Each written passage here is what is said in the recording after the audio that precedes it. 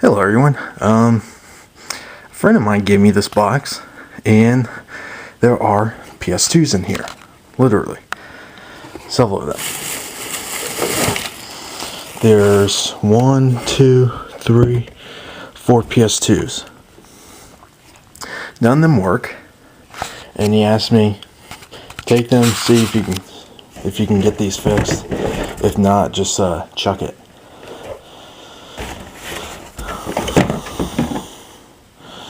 That's just a stand.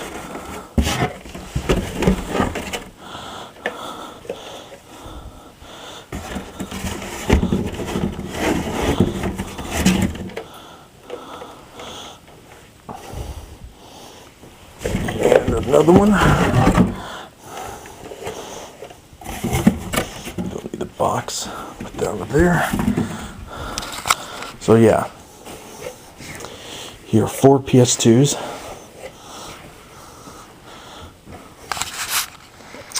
And he didn't tell me what was wrong with these. I'm mostly guessing it's the drive. But if the drive in one works, but the other one, the power supply's bad, you know, I'll swap and see if I can get them working. So yeah, let's see. Alright, I opened the bag, and pretty much all it is just wires. I don't know what this is for. And these things. There's a multi-tap in here, which is pretty cool. Wireless third-party controller right here. And this thing, which I've never seen these before. And apparently what this is,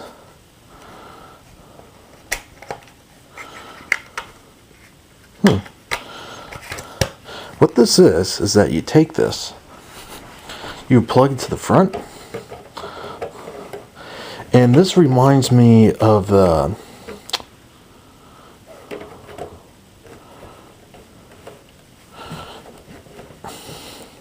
you know, go like that. And this reminds me of that NES wireless thing, because on the other end you get this thing. And you get 2 controller ports. And you would just have it sitting here, but use the actual PS2 controllers. And as long as it works fine, this is actually not a bad way to go, because Sony, I believe, never came out with their own official wireless controller for the PS2, so you have to either use this, which can get a little clunky, or use a third-party controller, and it's cleaner. But most of the time, third-party controllers are just not as good. And one of the PS2s actually had one of these guys behind it too. This one's actually kind of heavy. I wonder if there's a hard drive in this one. If it actually has the official one, that would actually be pretty cool. But to say to some of the people that say, oh, I have a PS1 and a PS3 but not a PS2, well, look, now I have 4. Kind of. They don't work, but I'll mess with these and we'll find out. Alright, this one is getting power because it's red. Let's turn it on.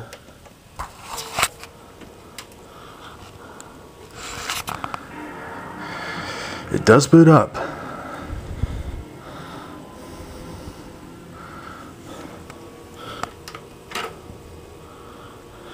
Alright. Looks like this one's stuck.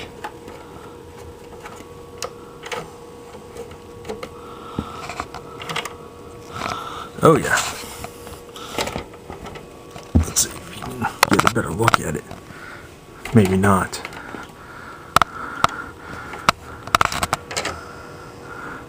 Yeah, this one's stuck.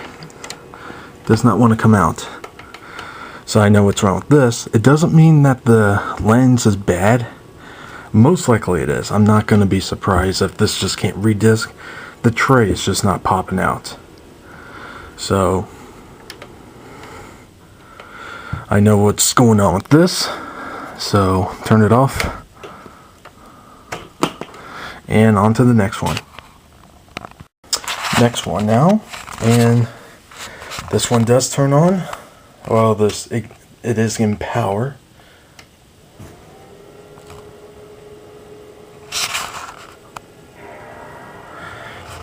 Let's see if this opens. Same thing. How are these things not opening? There it goes. Must be really, really dirty. Let me close it. Yeah, this one just might be extremely dirty. I mean, look how much crap it's on this thing. What I'll do is take the game,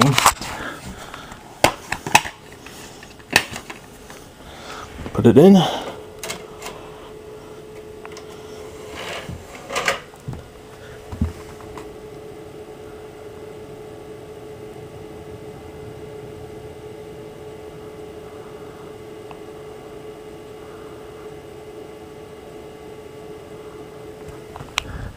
and it's not reading.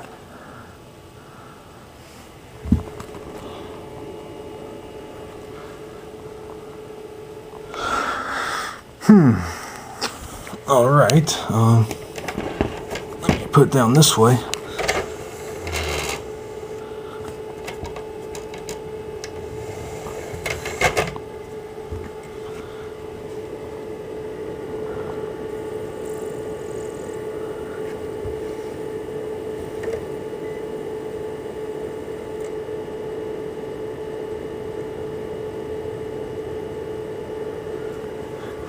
And I can hear it's having trouble reading it.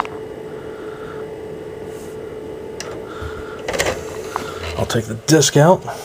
Now the reason I'm using PS2 games instead of like a PS1 game is because PS1 games are just CDs. And almost always they will just work. PS2s are DVDs. So if you stick a DVD movie or a PS2 game, if it doesn't read it, it won't read it. This one I'm actually really interested because this one has a hard drive in it. So if this one, and it looks like this was even open because the void sticker was removed. So it does have power.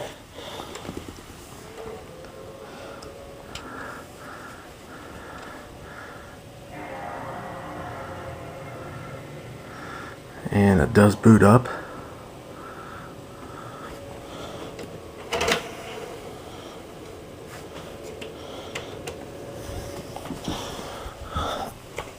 So what I'll do, get the disc, put it in.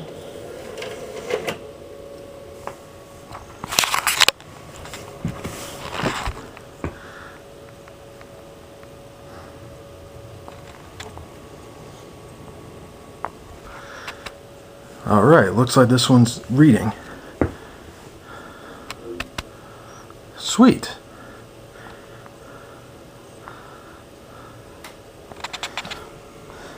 One of them is working.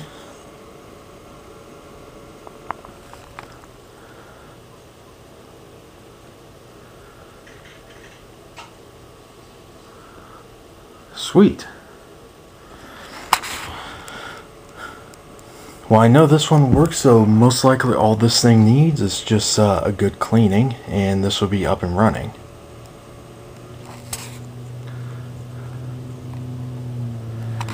So that's good news. Not so good news with those two, but I still have one more in the box there. Oh! I've said it too soon. Let's try again.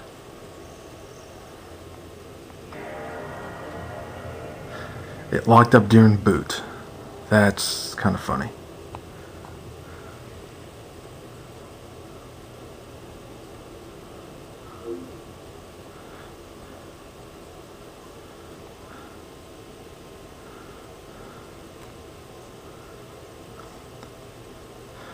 This one might not be working correctly. At least I know the drive on this works perfectly fine.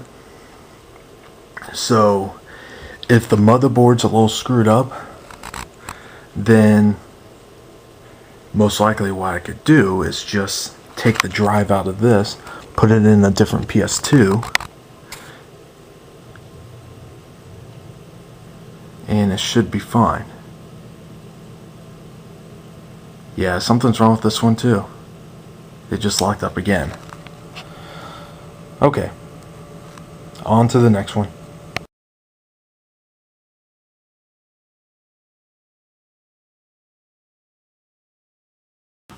Alright, just to give you a heads up, there are two different kinds of screws when you take them out.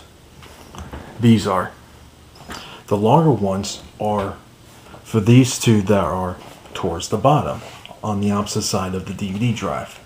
The two that are closer together, the four on the other side that are closer together, are the smaller ones.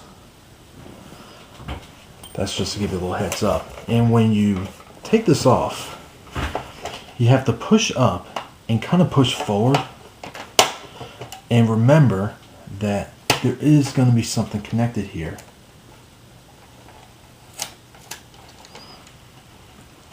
And like that. And I can always see that this thing is really, really dirty. Now the drive in this one works fine. So that's a good thing. So all I have to do is, I'm gonna take the thing off, have the cover off, and I'm gonna just see what's going on here. Maybe all it needs is just a good cleaning inside. If that's all it is, that's perfectly fine. But I'll take a look at all the rest and I'll give you an update. Alright, just like I said a little bit ago, I managed to get one PS2 working, and really all I had to do was clean it. It was actually pretty dirty, it would lock up, and it was just an airflow issue. This particular one you're looking at, I had to change the drive out. I took the drive from one of them, from this one, and the reason why I took from this one was I thought the board was fine, but the connection on the connector on the board itself where you plug the fan in broke off. It was actually broken. So I took the drive from that one because it was just not powering on. And one of the cables for the drive was unplugged. So I said, you know what, let me take a chance. Put the drive in this one, and what do you know?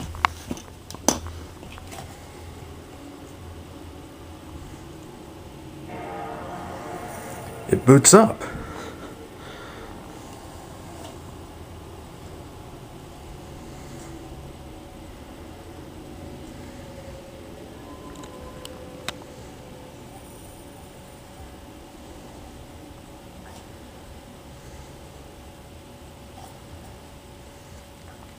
There it goes.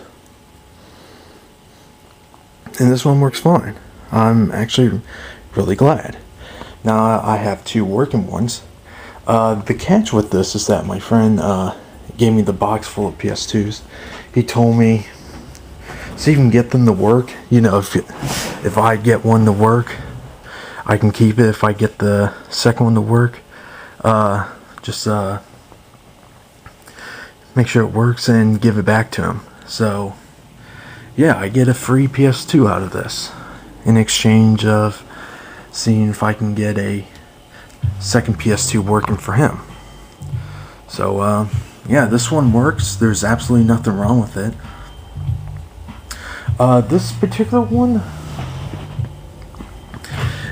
the board on this one I believe is the It's actually this one right here. Let's see. Okay, this is the 3000 one? Or shit, I'm getting these confused. I think the board is the 3000 one, but it's using the newer drive. But it does work. So I'll put this back together, clean it up, and make it all new again. By the way, he got these for free from another person. That's why he had them. And he just really didn't do anything with them, but he knows that I'm actually able to fix these things. So he just said, you know what, take this, see what happens. And yeah.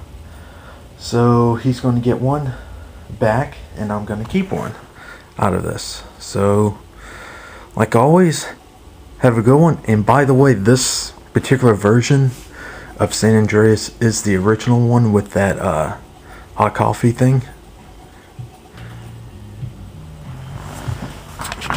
But like always, have a good one.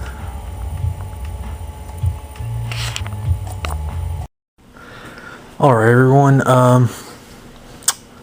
yeah, the first one I told you that all it needed was just a cleaning. Well, apparently it needed a little more than that. What I found out was the port on the motherboard where the fan plugs to does not work. But I found out that if you, one way around it is if you can wire it. Now this is just a quick test. I just wanted to make sure it will actually work.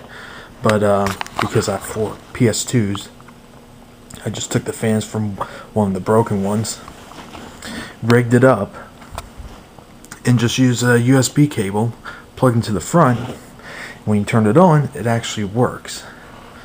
Now, of course, having it plugged like that and then having the wire going through the thing like here, not that pretty. But I'm gonna see if I can get in the USB area and try to rig it inside of that thing, because you know these fat PS2, these need fans because the chips in these things actually gets hotter than the slim ones. So yeah, you can use it without a fan. It's just probably within the 20 minutes time it'll overheat and shut itself down. So I kind of want this one to work because the drive in this works just fine. Everything works fine except for the fan. So if I figure out a way to get this working, this will be in tip-top shape. After several hours trying to figure this out, I just quickly rigged up this fan and just touched it on there just to see, and what do you know, it does work. So what I'll do is I'm just going to use the new fan, hook it up. That way it's just because the wire on this one's longer anyway and thicker. So yeah, I'll put everything back together and we'll see. Alright, I rigged the wires up to the back of the USB port. There's the fan. You know what?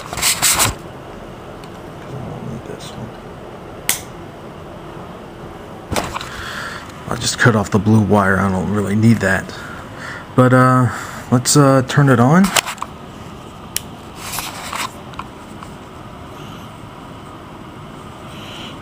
And if it wants to stay up, let me turn it on.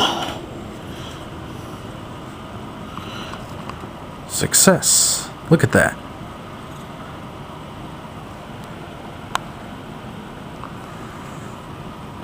So now all I have to do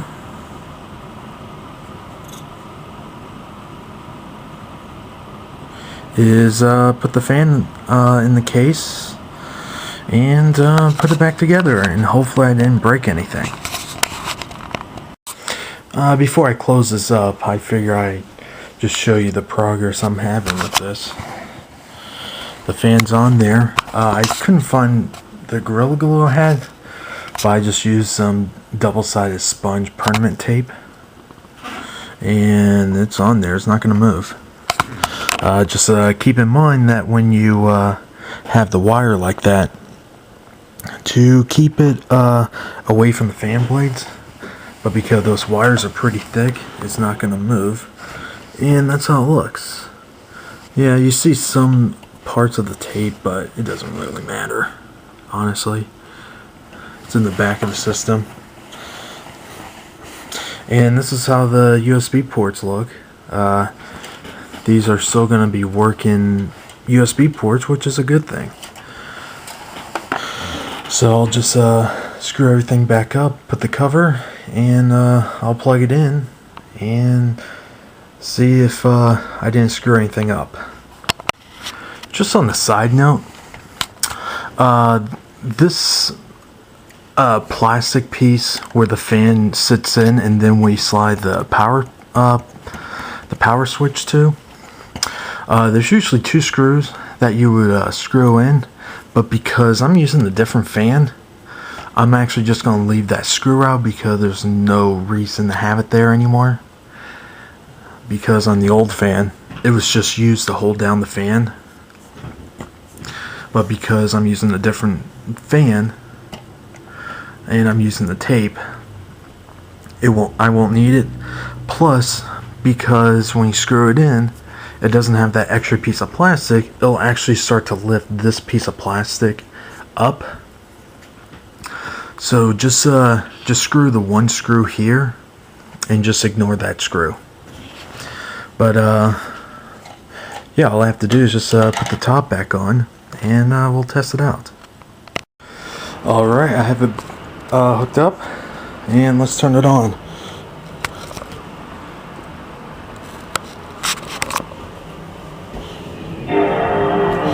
The fan is working, you probably can see that.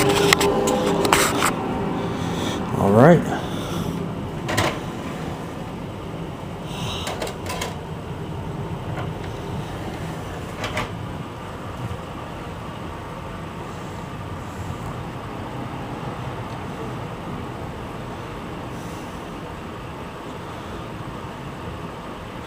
Yes. This one works at the end. Sweet. Oh, there it is. Just on a side note, the sponge tape I used, if you can, use some other kind of glue, like a hot glue, Gorilla Glue, something like that. Apparently, by using that, it kind of bowed the back of the plastic a little. So if you can use something that would sit more flush, that would be preferred.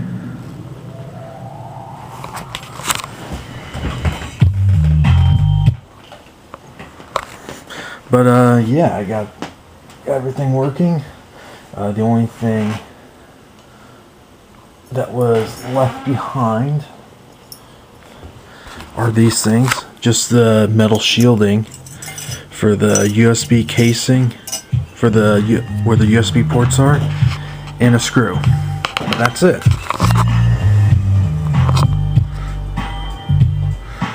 So like always, have a good one, and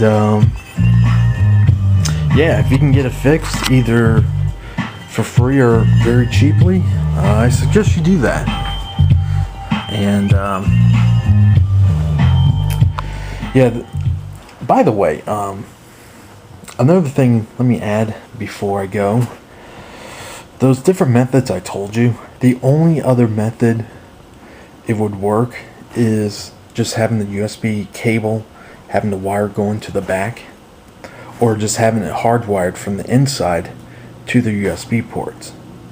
The thing with the network adapter is when the system boots up, it detects the hard drive, and if the game supports it, if it doesn't see anything, it just powers that part off. That's why it wouldn't work.